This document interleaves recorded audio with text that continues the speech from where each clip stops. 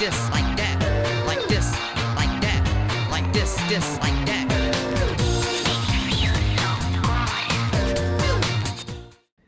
Eh bien, bonjour à tous, on se retrouve pour une toute nouvelle vidéo de No Limits 2 et quel bonheur de se retrouver pour vous présenter cette merveilleuse création. Comme d'habitude, No Limits 2 est une série qui permet un petit peu de suivre l'actualité, j'ai envie de dire, de No Limits 2, puisque des créations arrivent régulièrement, toujours, et encore plus folles parfois. Bon, elles sont toutes pas folles non plus, mais je pense notamment à Coasters Galaxy, qui essaie toujours de se surpasser. Mais quand on prend vraiment un créateur en particulier, on voit toujours la marge de progression au fur et à mesure qu'il avance sur ses créations, au fur et à mesure qu'il crée de nouvelles choses. Et ça, c'est très intéressant de le voir, et de voir également, au global, les tendances également qui se profilent dans les créations de Limits 2, et ça reste très intéressant. Alors là, par contre, on a un truc, je pense qu'on n'a jamais vu dans Limits 2, c'est-à-dire un Accelerator Intamin. Alors pas tout à fait un Accelerator, je ne parle pas évidemment de celui de Knott's Berry Farm, bien que celui de Knott's Berry Farm est un petit peu dans cet esprit-ci. Alors attention, laissez-moi terminer ma phrase, j'ai envie de dire, ou ne partez pas avant que ma phrase soit terminée plutôt.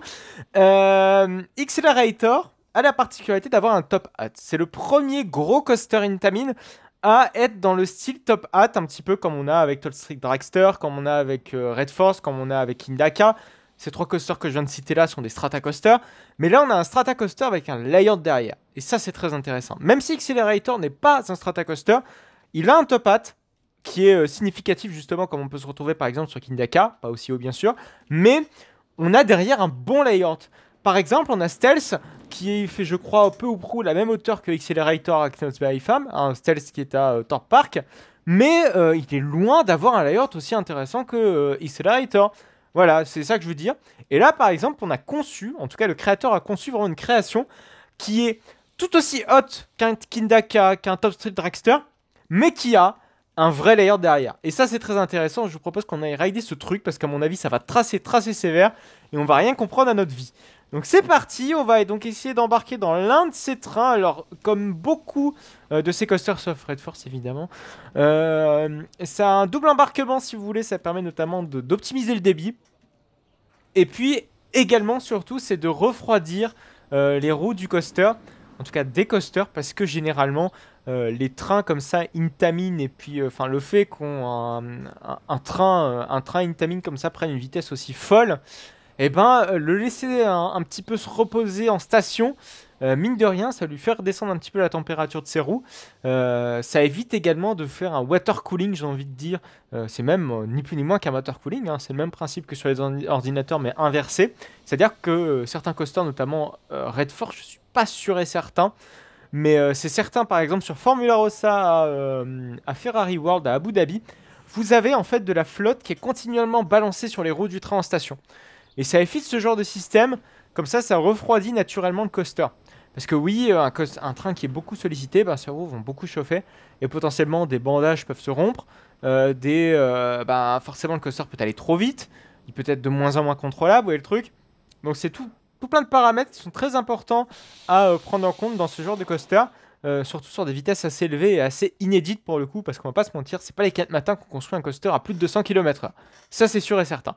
Donc c'est parti, donc on attend donc que notre launch démarre. En plus il a très bien fait, regardez le catapultage à boum boum boum, je sais plus comment ça s'appelle, hydraulique, ça c'est fou. Ah ouais, ah c'est impressionnant, avec le ball twisted drop. Alors par contre c'est un petit peu inversé, c'est assez perturbant, je vais expliquer pourquoi après.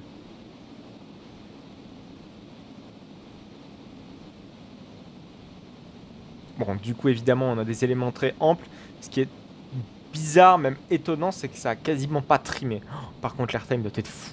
Ah, ça doit être énorme. Un airtime comme ça. En plus c'est qu'à des vitesses comme ça, vous êtes obligé de faire des éléments amples. Et c'est assez difficile de faire des inversions assez osées, par exemple comme le fait RMC.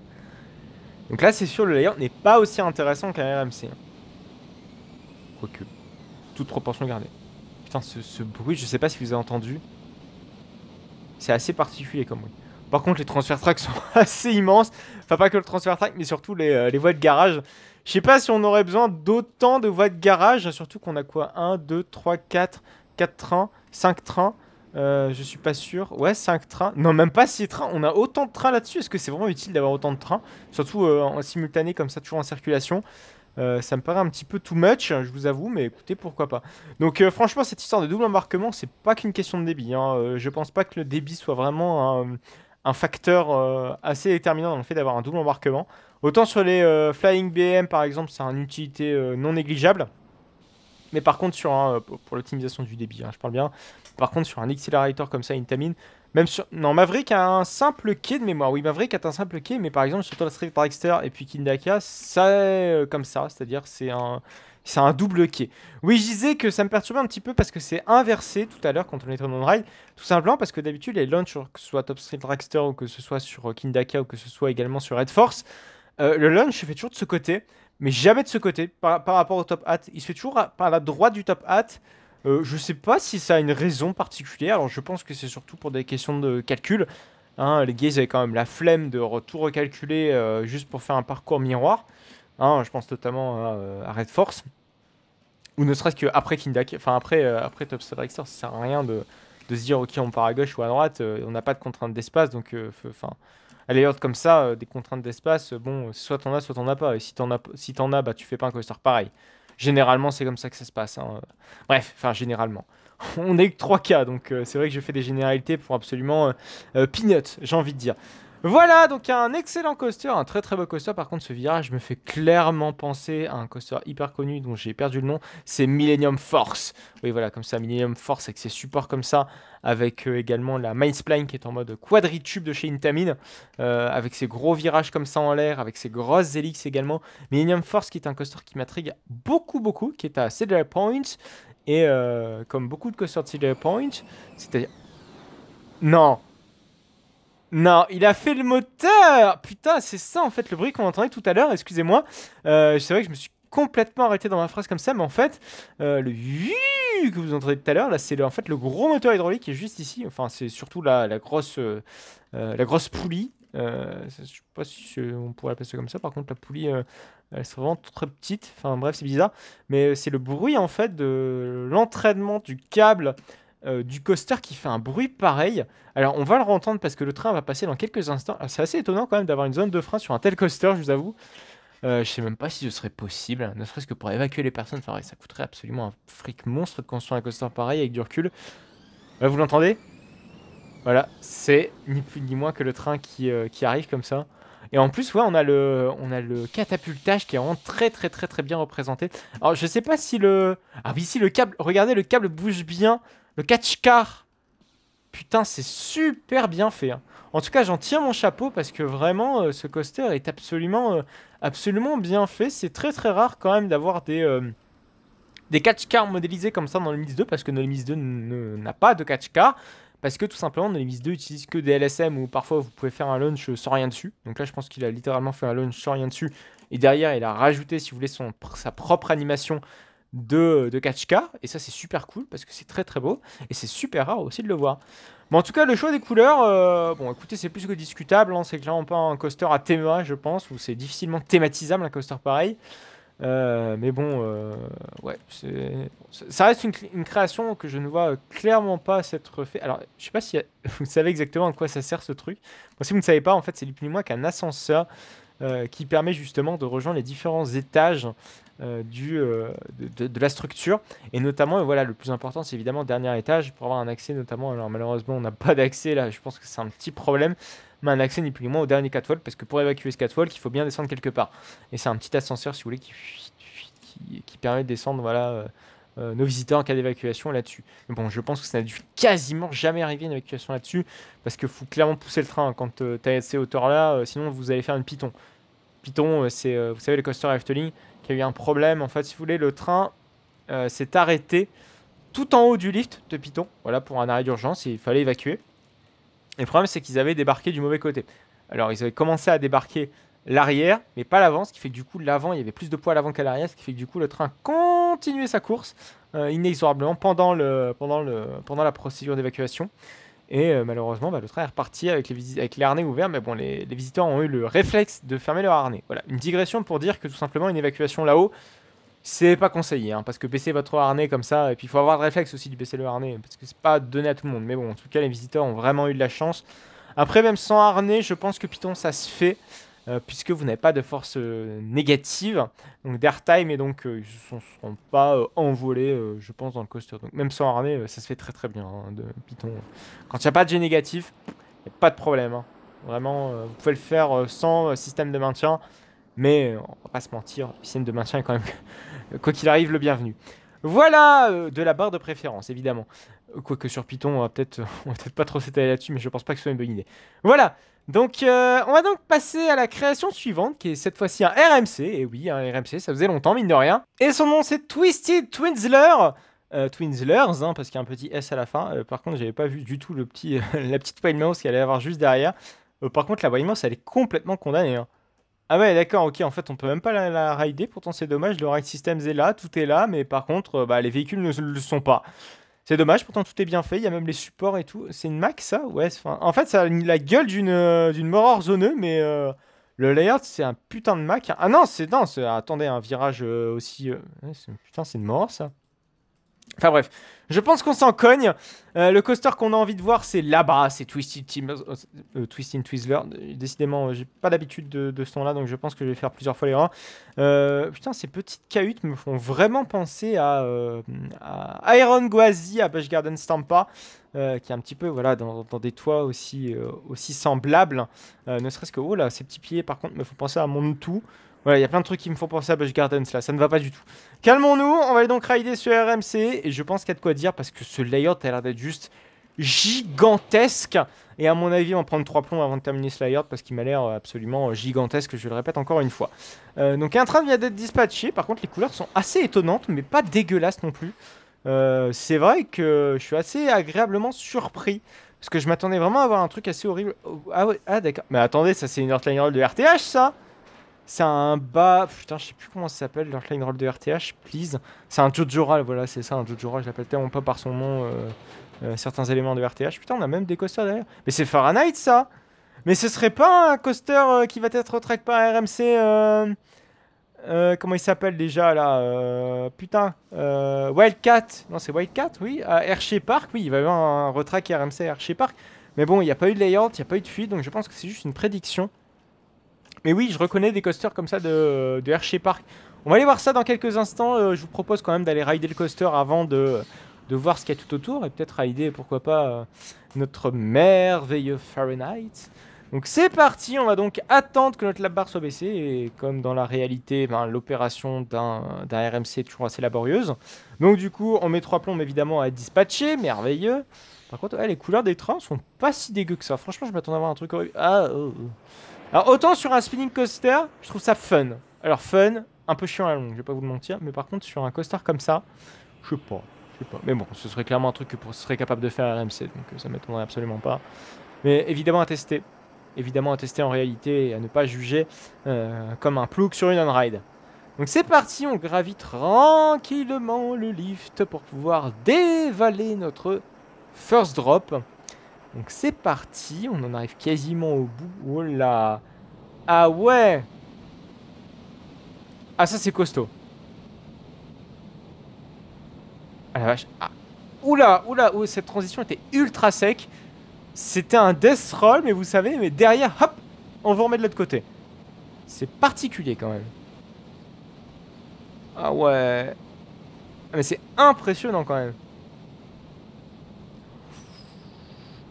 Ou cette violence, Ouais, je pense qu'on peut clairement parler de violence airtimesque. Ah, je le voyais plus long, mais en fait, il est très compact quand même. Ouais, je pense que c'est clairement une prédiction de Wildcat. Mais ouais, c'est... Wow, il est très haut, très grand, très rapide, mais très court quand même. Il me semble que Iron Gwazi est quand même un poil de cul plus long. Vraiment, un poil de cul. Par contre, il est super esthétique. J'aime beaucoup là son petit rouge comme ça, avec cette couleur de bois qui est très claire. Alors, par contre, cette structure, quand on pose que faire AMC, quoique.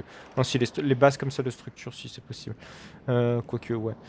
C'est assez bien, c'est assez esthétique. Alors, par contre, ce que je ne retrouve pas sur ce RMC et que je retrouve sur d'autres RMC, alors en time, on est un petit peu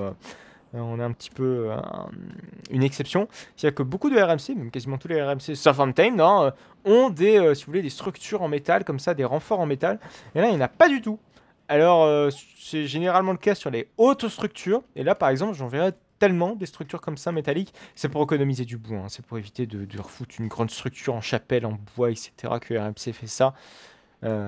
Ça économise le bois. Alors je crois comme Time n'a pas eu ça parce que justement, vu que le coaster est très à ras du sol, il fait pas besoin de le faire. Et bon nombre de supports étaient déjà là, de fondations étaient déjà là. Donc ça n'a pas été nécessaire pour Walibi Holland, ou enfin pour les équipes des RMC en l'occurrence, de mettre des structures en métal comme ça sur les côtés.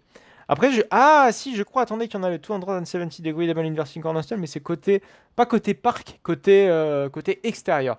Ce serait à vérifier, de mémoire j'en avais vu, mais ce serait côté backstage, donc on ne les voit pas dans ma file d'attente. Mais moi j'en avais vu quand j'ai visité les backstage de Runtime, c'est à vérifier. Ouais, je voulais jeter un œil comme ça à Fahrenheit qui est juste à côté. Donc oui, c'est clairement Archer Park, hein. On reconnaît bien Fahrenheit. Putain, c'est quoi ça? C'est Stormrunner, voilà, Stormrunner. Stormrunner, je le pensais plus long que ça. Et là-bas, c'est Candymonium de mémoire. Ouais, c'est Candymonium, c'est magnifique. Il y a vraiment un virage comme ça, ce Candymonium? Ok, pourquoi pas. Je vous avoue que je découvre le layer de Candymonium, hein. Oui, par contre, on a la merveilleuse place ici. Ah, par contre, petit problème sur Candymonium, évidemment. On reconnaît. Ouais, si, je reconnais très bien le layer de Candymonium. Mais ouais, c'est Stormrunner, je le voyais pas comme ça. Me voici surpris. Alors, franchement, les deux m'attirent, je vous avoue, entre Stormrunner et puis Fahrenheit. Par contre, je voyais pas une différence aussi flagrante de hauteur entre Fahrenheit et Stormrunner. C'est parce que ça, c'est un Norwegian Loop de mémoire. Je suis pas sûr. Ou un pretzel. En fait, ça ressemble à un pretzel, mais je crois que ça s'appelle un Norwegian Loop. C'est à confirmer cette histoire. Oui, c'est un lift vertical. C'est assez rare quand même, les lifts verticaux chez Intamin. Mais oui, Fahrenheit, un lift vertical. Je vous propose peut-être d'aller rider Stormrunner parce que je suis assez curieux quand même de voir ce que ça donne. Ok, il y a un double embarquement aussi. Vous voyez, on parlait de double embarquement tout à l'heure sur comment il s'appelle sur le coaster qu'on a vu précédemment là. Donc je ne sais plus le nom, ça s'appelait Cataclysme et je n'avais pas dit le nom de ce coaster tout à l'heure quand j'avais présenté cette création. C'est quand même dommage, le gars il s'efforce à trouver un nom pour un coaster parce que parfois ça peut être très compliqué de trouver un nom en tout cas correct à donner à son coaster. Et le pauvre il s'est cassé le cul pour pouvoir donner son nom Cataclysme, je lui ai même pas dit. Et ben voilà, il s'appelait Cataclysme, notre coaster qu'on a vu en début de vidéo. Donc voilà. C'est parti, je vous propose après qu'on aille rider Fahrenheit, parce que je suis très curieux quand même. En sa trace, hein. Par contre, c'est l'Earthline Roll qui va suivre, qui je connais, enfin je comprends pas trop le concept. Pourquoi? Ouais, c'est plus, on dirait un truc de premier ride. Je sais pas à quelle vitesse, mais je crois qu'on est à 130 km/h, Stormrunner en mémoire. Donc ouais, pourquoi pas. Mais vraiment, j'ai l'impression qu'Archer Park est très Intaminesque, hein. Vraiment, il y a beaucoup d'Intamin. Je pense que c'est un parc qui me plairait beaucoup. Il y a tellement d'Intamin. Il y a le célèbre Skyrush, mon célébrissime Skyrush à son grand dévouement. Enfin, son grand désarroi parce qu'il est célèbre surtout pour ses airtime qui saucissonnent les cuisses. Et à tel point que ça en devient désagréable apparemment. Parce que j'ai pu entendre. Par contre, j'ai du mal à me remettre en mode Fly View. Voilà, c'est beaucoup mieux. Puis on a également voilà, Fahrenheit, Stormrunner, et puis je crois que c'est tout, c'est déjà très très bien. Ah, putain, on a même un dueling. Ah bah oui! C'est le dueling Wooden Coaster là, de ces Great Coaster International. Ok, il a même pas fait le lift. Écoutez, pourquoi pas. C'est l'un des. C'est le second. Oui. Je crois qu'il y a Joris and the Drac, et puis il y a celui-ci. Je serais incapable de vous ressortir le nom, je vous avoue. Ouais, je voulais rider vite fait Fahrenheit, et après je pense qu'on va se quitter là. C'est juste pour voir ce que ça donne ce petit Fahrenheit. Hop, on va accélérer un petit peu le temps, histoire vraiment qu'on embarque le plus rapidement possible sur nos merveilleux trains, qu'on ait notre la barre baissée et qu'on puisse un petit peu s'engager dans le magnifique lift. Donc c'est parti. Alors on va même accélérer le lift parce que ça sert à rien ce lift, on va juste voir le ciel pendant quelques secondes. Même plus que quelques secondes, même je pense de longues minutes. Donc c'est parti, on en arrive à la drop qui va faire décoller nos merveilleuses petites fesses. Alors par contre oui, c'est beaucoup moins rapide. Donc on entame ce fameux Norwegian Loop que je vous parlais tout à l'heure. Qui ressemble à un pretzel loop, hein, ni plus ni moins. Parfois les constructeurs vraiment se cassent le cul à changer leur nom de leurs inversions alors que c'est ni plus ni moins que la même chose que chez leurs concurrents. Mais bon. Paye ton originalité, j'ai envie de dire. Oh là, on enchaîne les corkscrews là, on se croit sur du V commun. Vous voyez, il y a un truc que je me suis dit, oh putain. Oh l'airtime. Il y a un truc que je me disais en voyant surtout Archer Park, en regardant sur RCDB, Archer Park, voilà, je me suis déjà beaucoup renseigné sur ce parc avant même de faire cette vidéo avant même de... Enfin, j'ai très envie de visiter ce parc, et tout simplement, et je sais pas, j'avais plus une attirance pour Fahrenheit que pour Sunrunner, mais finalement, il recule, Sunrunner m'attire plus. Je sais pas pourquoi, mais peut-être la vitesse et le fait d'avoir plus d'airtime. Je sais pas, ça va être kiff-kiff. Bon, bref. J'ai envie de dire la réponse quand je me rendrai à Hershey Park, hein, dans un trip park nautique à Hershey Park. Qui sait, peut-être ce sera pour bientôt. Je sais pas, c'est des spéculations. Je n'ai aucun projet pour la Hershey Park. Mais bon, rien n'est impossible. Nous sommes allés à Busch Gardens Tampa, nous sommes allés à Disney's World. C'est bon, on n'est plus à ça près, on peut très bien aller maintenant à Hershey Park. Voilà, bref. Je ferme la parenthèse de Hershey Park. On va se quitter là pour cette vidéo. J'espère en tout cas qu'elle vous aura plu. Merci à vous en tout cas de me suivre. Vous êtes de plus en plus nombreux à suivre ma chaîne. Merci à vous de me suivre. Merci également à me suivre sur mon compte Instagram. Donc si jamais vous n'êtes pas abonné à mon compte Instagram, n'hésitez surtout pas à aller vous abonner. Le lien est dans la description de cette vidéo. On se retrouve donc très bientôt, c'est-à-dire la semaine prochaine pour du No Limits 2 à 14 h. On se retrouve également pour les trips parcs nautiques le dimanche à 14 h. Et surtout pour du Roblox le mercredi à 14 h également. Allez, à plus tard!